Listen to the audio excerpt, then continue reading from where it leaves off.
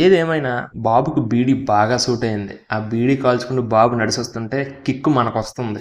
సర్లే ఆ బీడీ గోల్ మనకిందుకు గానీ ఇంకా ట్రైలర్ గురించి మాట్లాడుకుందాం. ట్రైలర్ బాగుంది మామ. చాలా మాస్ యాక్షన్తో నింపేశారు. స్టోరీ 1% కూడా తెలియకుండా చాలా బాగా కట్ చేశారు త్రివిక్రమ్ గారు. ట్రైలర్ చూస్తుంటే త్రివిక్రమ్ గారి మార్క్ నాకు ఎక్కడ కనపడలేదు. ఇన్ఫ్యాక్ట్ డైలాగ్స్ కూడా రివీల్ చేయలేదు. నాకెందుకో అనిల్ రావిపూడి గుర్తొచ్చాడు ఆ ట్రైలర్ కట్ చూశాక. ఇంకా బాబు లుక్స్ గురించి మాట్లాడుకుంటే ఆ టైటిల్ తగ్గట్టే చాలా ఘాటుగా ఉన్నాయి బాబు లుక్స్. అండ్ హీరోయిన్స్ కూడా చాలా న్యాచురల్గా ఉన్నారు కదా. ఇంక కమింగ్ టు ద మ్యూజిక్, మన టెడ్డీ అన్న కుర్చీని మడత పెడితే పెట్టాడు కానీ మనల్ని మడతట్టకపోతే చాలు. నాకేం అనిపించలేదు ట్రైలర్లో అంత బీజేఎం ఏం నాకైతే కనబడలేదు. ఇంకా థియేటర్లో చూడాలి ఎలా ఉంటుందో. ఇంకా ట్రైలర్లో చాలానే ఉన్నాయి, ఎమోషన్స్ ఉంచారు అండ్ లవ్ కూడా కనబడుతుంది. భావమర్దుల సరసం, ఫైట్ సీన్స్, యాక్షన్ సీన్స్ చాలా గట్టిగానే ఉన్నాయి. అండ్ త్రివిక్రమ్ గారి గురించి తెలిసిందే కదా, క్లైమాక్స్ లేదా గట్టిగా రాసుకుంటారు అతను మూవీస్లో. అండ్ మహేష్ బాబు గారు త్రివిక్రమ్ గారి కాంబినేషన్లో వస్తున్న థర్డ్ మూవీ ఇది, అందుకే చాలా ఎక్స్పెక్టేషన్స్ ఉన్నాయి ఫ్యాన్స్కి.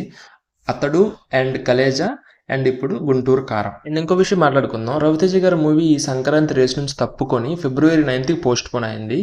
ఫ్యాన్స్కి అయితే వెరీ డిసప్పాయింట్మెంట్ న్యూస్ ఇది. ఇన్ఫ్యాక్ట్ నేను రవితేజ ఫ్యాన్నే. Because of lack of theatres లేకపోవడం వల్ల, ఇవ్వకపోవడం వల్ల మూవీని పోస్ట్ పోన్ చేసుకున్నారు. ప్రాపర్ రిలీజ్ కోసం వెయిట్ చేస్తున్నారంట. ఇదైతే చాలా బాధాకరమైన విషయం, ఎందుకంటే last time Tiger Nageswara Rao movie కూడా ఇదే జరిగింది.